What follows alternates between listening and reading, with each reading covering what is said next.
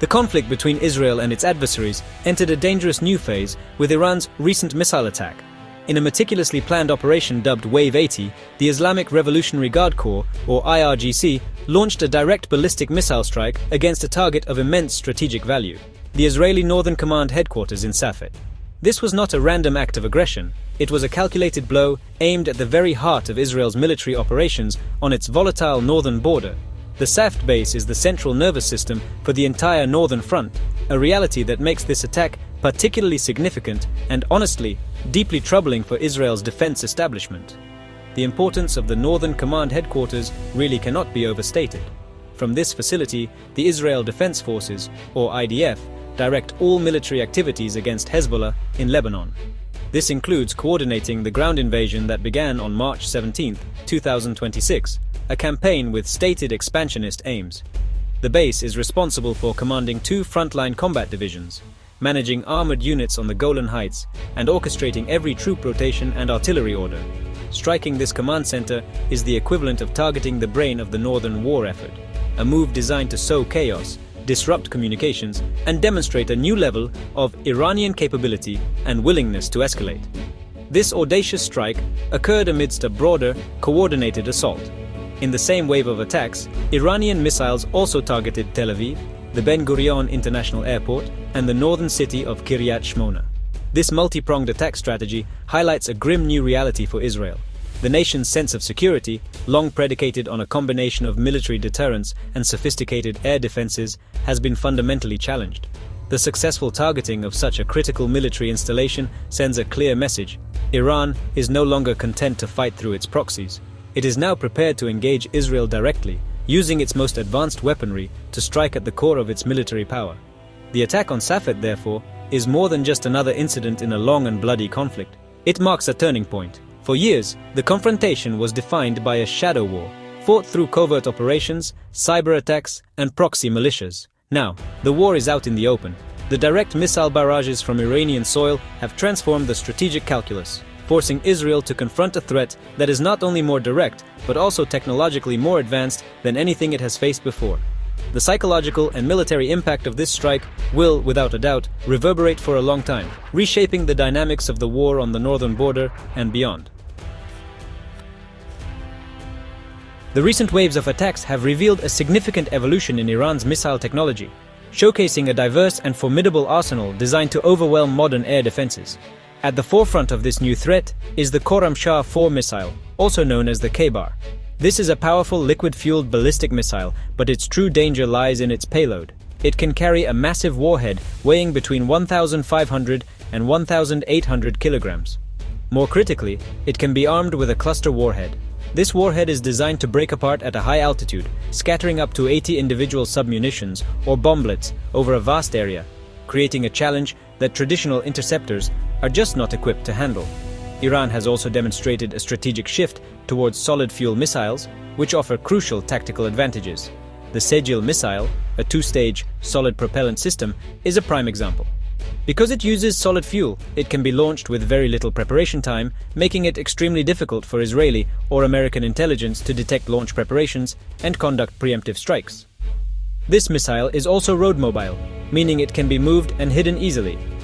Upon re-entry into the atmosphere, the Sejil travels at hypersonic speeds, further compressing the time available for defenders to track, target, and launch an interceptor, thereby increasing its chances of penetrating even the most sophisticated defense shields. This move towards more survivable and rapid launch systems was further confirmed by the introduction of the Zolfaghar missile in attacks beginning on March 23, 2026. Like the Sejil, the Zolfaghar is a solid-fuel missile, reinforcing the assessment that Iran is deliberately building an arsenal that prioritizes speed and mobility. The ability to launch missiles on short notice from hidden locations complicates Israel's entire defensive posture. It shifts the balance away from preemption and places a much greater strain on reactive defense systems, which must be on constant high alert to respond to a threat that can emerge with almost no warning from hundreds of kilometers away. The sustained nature of the Iranian missile campaign is just as significant as the technology itself. Since late February 2026, the IRGC has launched over 80 separate attack waves, averaging more than 3 per day. This relentless pace disproves any earlier assessments that Iran's launch capacity could be quickly neutralized. it demonstrates a deep and resilient stockpile of advanced weapons and a determined strategy to use them. The combination of sophisticated cluster warheads, fast-launching solid-fuel missiles, and a high-tempo launch rate has created a multi-layered threat that is fundamentally changing the rules of engagement in this long-simmering conflict. The most significant tactical innovation introduced by Iran in this conflict is the widespread use of cluster warheads. This technology has exposed a critical vulnerability in Israel's multi-layered air defense network, creating a problem that military planners are, frankly, struggling to solve. A conventional ballistic missile carries a single, large warhead. Air defense systems like Israel's Arrow are designed to intercept this single object in the upper atmosphere. However, a cluster warhead, such as the one carried by Iran's Khorramshahr 4 missile, functions very differently. It is a delivery system for dozens of smaller bombs, not a single explosive device. The problem for Israeli defenses is one of timing and physics. The Iranian cluster warheads are designed to break apart at an altitude of approximately 7 to 10 kilometers. Before this point, the missile is a single target that the Arrow system can, in theory, intercept. The Arrow missile must hit its target above this altitude to be effective. If the interceptor fails or arrives too late, the warhead disperses its payload. Suddenly, a single incoming threat becomes a cloud of up to 80 smaller submunitions, each falling independently towards the ground. This dispersal event creates a scenario that Israeli air defenses were not built to counter. Once the bomblets are scattered, the window for effective interception is effectively closed. Israel's lower-tier defense system, the Iron Dome, is designed to intercept individual rockets and mortars, not a swarm of small, dense, and fast-falling submunitions descending from high altitude. The system's radar and interceptors would be completely overwhelmed by the sheer number of targets appearing simultaneously in a concentrated area. It is simply not feasible to track and fire at dozens of bomblets raining down over a city. This creates a dangerous gap in Israel's defensive shield, a cluster conundrum. This tactical challenge has already had devastating consequences. Despite the IDF reporting a high interception rate of over 90% against incoming ballistic missiles, more than 24 confirmed cluster warhead strikes have hit populated areas across Israel. These strikes have created over 100 separate impact sites from just a few successful missile penetrations. The result is widespread damage and civilian casualties, even when the vast majority of missiles are stopped. Iran has successfully identified and exploited a seam in Israel's otherwise formidable air defenses, proving that even a small number of missiles getting through can achieve a really disproportionate level of destruction. Israel's air defense strategy has long been a source of national pride and a cornerstone of its security doctrine. It is built on a multi-layered system, with each layer designed to counter a different type of threat. At the highest altitude, the Arrow system, Arrow 2 and Arrow 3, is tasked with intercepting long-range ballistic missiles in the upper atmosphere, or even in space. This is Israel's primary defense against the kind of missiles Iran is now launching. The system has proven to be highly effective, with official figures showing that it has intercepted the vast majority of missiles launched at Israel. Below the Arrow system is David's Sling, designed to intercept medium-range rockets and cruise missiles. At the lowest tier is the famous Iron Dome, which has become almost synonymous with Israeli defense. Iron Dome is designed to shoot down short-range rockets and artillery shells, the kind typically fired by Hezbollah from Lebanon or Hamas from Gaza. For years, this layered approach worked well, providing a comprehensive shield against the threats Israel faced. However, the nature of Iran's new assault, particularly the use of cluster warheads and the sheer volume of missiles, is placing an unprecedented strain on this entire architecture. The primary struggle for the Arrow system is the cluster warhead problem. Its effectiveness is contingent on intercepting the missile before the submunitions are released. This creates an all-or-nothing scenario. A successful intercept neutralizes the threat completely, but a near miss or a late engagement results in a catastrophic failure, as dozens of bomblets rain down undefended. This puts immense pressure on the operators and the technology to perform perfectly every single time. Against a salvo of multiple missiles, the risk of even one getting through the Arrow shield is high, and the consequences are severe. Meanwhile, the Iron Dome system is rendered almost entirely ineffective against the aftermath of a successful cluster warhead strike. It was never intended to counter such a threat. The system's software and hardware are optimized for tracking and destroying a limited number of individual rockets on predictable trajectories. It really cannot cope with the sudden appearance of 80 small, fast-moving objects falling over a wide urban area. This reality means that once a cluster missile breaches the upper-tier Arrow defense, there is no safety net. The cities and towns below are left vulnerable, a stark reality that undermines public confidence and highlights the limits of a purely technological solution to the threat. The direct missile barrages from Iran have solidified a strategic nightmare that Israeli military planners have long feared: a full-scale, multi-front war. For decades, Israel has managed conflicts that were, largely contained to a single border at a time. Now, the nation finds itself simultaneously engaged in active combat on three distinct fronts. To the south, the conflict in the Gaza Strip remains a festering wound, with ongoing military operations and a persistent, low-level threat of rocket fire. While the scale of this front may be reduced compared to its peak, it continues to demand significant military resources and attention. To the north, the border with Lebanon is a scene of intense and escalating warfare. Since the beginning of Israel's ground invasion of southern Lebanon on March 17, 2026, the conflict with Hezbollah has grown into a major war. Hezbollah, heavily armed and supported by Iran, has been launching a constant stream of rockets and drones into northern Israel, forcing the evacuation of entire communities. The Israeli military is engaged in a difficult ground campaign, aiming to create a security zone up to the Litani River, a goal publicly endorsed by senior Israeli ministers. This northern front is a conventional war in its own right, requiring tens of thousands of troops and vast quantities of military hardware. The newest and perhaps most dangerous front has now opened to the east. Iran's decision to launch ballistic missiles directly from its own territory represents a fundamental change in the conflict. This is not a proxy war fought by intermediaries. It is a direct state-on-state confrontation. This eastern front forces Israel to look beyond its immediate borders and contend with a powerful adversary located over 1,000 kilometers away. The threat is not from rockets fired over a border, but from sophisticated long-range ballistic missiles capable of striking anywhere in the country, from the northern command in Safet to the population centers of Tel Aviv and Haifa. This three-front reality stretches the Israel Defense Forces to its limits. Manpower, advanced munitions, intelligence assets, and the attention of the High Command must now be divided across three active war zones.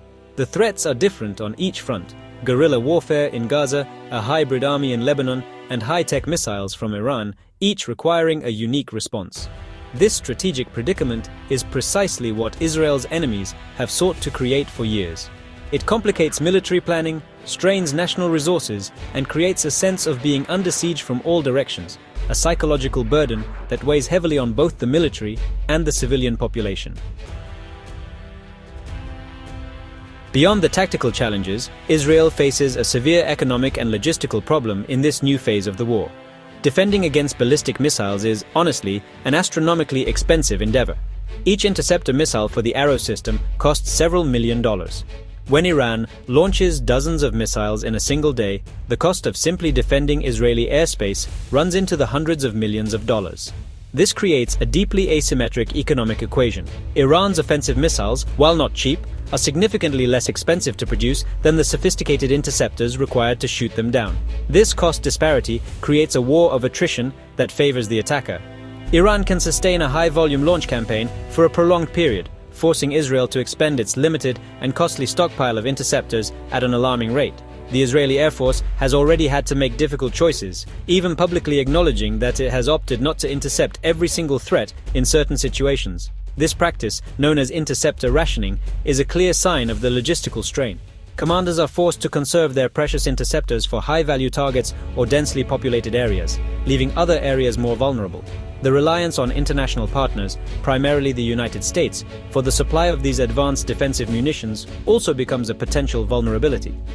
While the United States remains a steadfast ally, the production and delivery of multi-million-dollar interceptors take time. A prolonged high-intensity conflict could drain Israel's stockpiles faster than they can be replenished, even with American support. This logistical pipeline is now a critical factor in Israel's ability to sustain its defense. Any disruption or delay could have immediate and frankly dire consequences on the battlefield, a reality that Iran is undoubtedly aware of and seeks to exploit. Ultimately, the economic burden of this defensive war is unsustainable in the long term. The daily cost of interceptions, combined with the broader economic disruption caused by the conflict, places immense pressure on Israel's national budget. Mobilizing reserves, evacuating northern communities, and repairing damage all add to the financial strain. Iran's strategy appears to be aimed not just at causing physical destruction, but at bankrupting Israel's defense. By forcing Israel to spend billions on a reactive shield, Iran hopes to exhaust its adversary economically, knowing that no country can afford to fight such an expensive defensive battle indefinitely. This escalating conflict is not a sterile contest of technology and strategy. It is exacting a devastating human toll across the region. In Israel, the notion that air defenses could provide total protection has been shattered. The penetration of Iranian cluster warheads has brought death and destruction directly to civilian centers. In one recent attack, a missile slammed into a residential building in Haifa, killing 2 people and injuring 4 more. This was not an isolated incident. Previous strikes caused fatalities in Beit Shemesh, Yehud, and Ramat Gan, while a massive cluster strike on the southern city of Arad wounded nearly 200 people. The war in the north has wreaked a terrible price on civilians in Lebanon. Daily Israeli airstrikes, part of the broader campaign against Hezbollah, have resulted in a rising death toll. On a single day, April 5, 2026, Israeli strikes killed at least 15 people, including a child. A strike in Beirut's densely populated Jannah neighborhood killed 4 people and wounded 39. According to international monitors, over 1,400 people have been killed in Lebanon since the war began, and the relentless bombardment has displaced more than 1 million people from their homes in the south, creating a massive humanitarian crisis. Iran, too, has suffered casualties on its own soil. In a clear sign of escalation, Israel has conducted retaliatory airstrikes deep inside Iran, targeting high-value military and intelligence figures. One such strike in Tehran killed at least 25 people, including a major figure in the IRGC's intelligence apparatus, Major General Majid Kademi. Furthermore, reports indicate that joint US-Israeli strikes have targeted Iranian infrastructure, including petrochemical facilities and universities, with one attack in Kogiluya province reportedly killing at least 3 people. These actions bring the war directly to the Iranian people and risk a further, uncontrolled escalation. The cycle of violence is self-perpetuating, with each attack serving as a justification for the next. The deaths of civilians, whether in Haifa, Beirut, or Tehran, fuel the anger and resolve on all sides, making diplomatic solutions seem ever more distant. The images of destroyed homes, grieving families, and overwhelmed hospitals have become a daily feature of news reports from the region. While leaders on all sides speak of strategic objectives and military necessity, it is ordinary people who are paying the ultimate price for this widening war, caught in a crossfire that shows no signs of abating.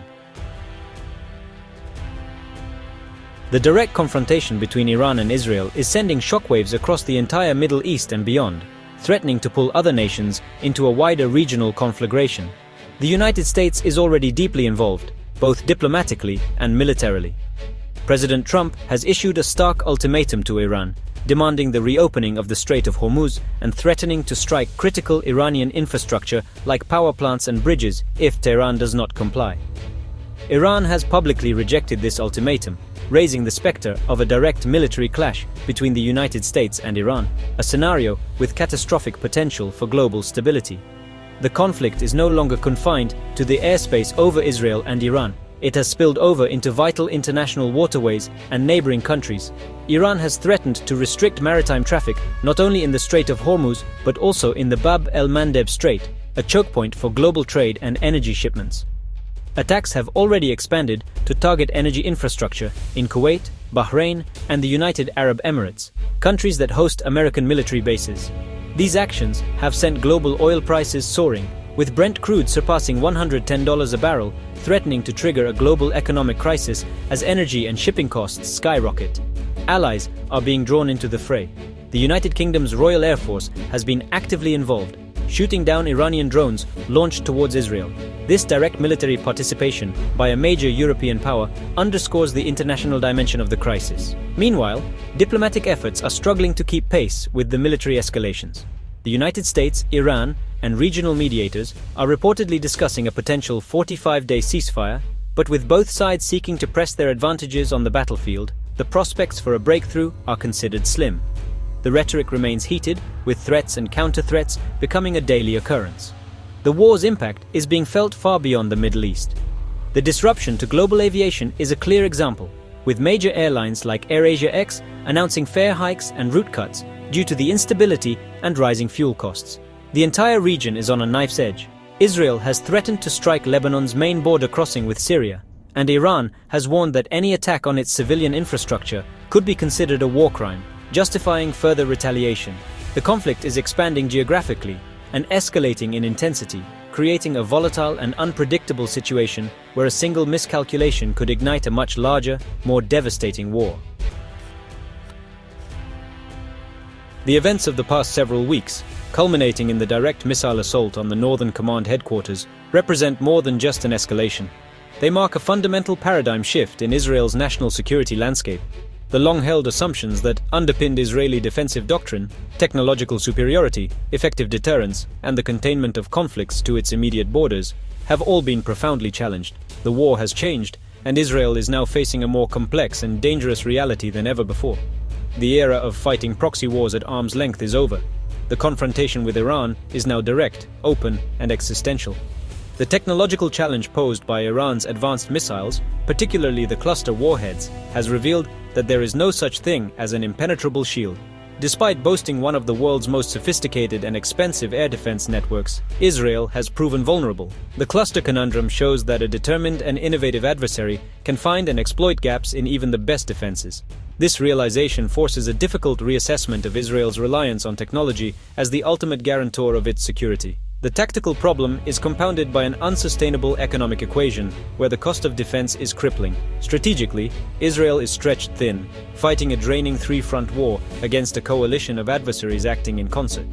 The simultaneous conflicts in the south against Hamas, in the north against Hezbollah, and now from the east against Iran, create an unprecedented strain on the IDF's resources, manpower, and strategic focus. This was the long-stated goal of the axis of resistance, and it has now been largely achieved. Israel's military, while powerful, is not infinite. A protracted war on multiple fronts tests the limits of its endurance and the resilience of its society. In the face of this new reality, Israel stands at a critical crossroads. The old strategies are no longer sufficient to manage the new threats. The reliance on a purely defensive posture is proving to be both costly and imperfect. The path forward is fraught with difficult choices, none of which offer an easy solution. The nation must now navigate a new and perilous strategic environment where its enemies are more capable, its defenses are not absolute, and its resources are finite. The strike on Safet was not just an attack on a base, it was a message that a new, more dangerous chapter has begun, and the security of Israel will depend on its ability to adapt to this harsh new paradigm.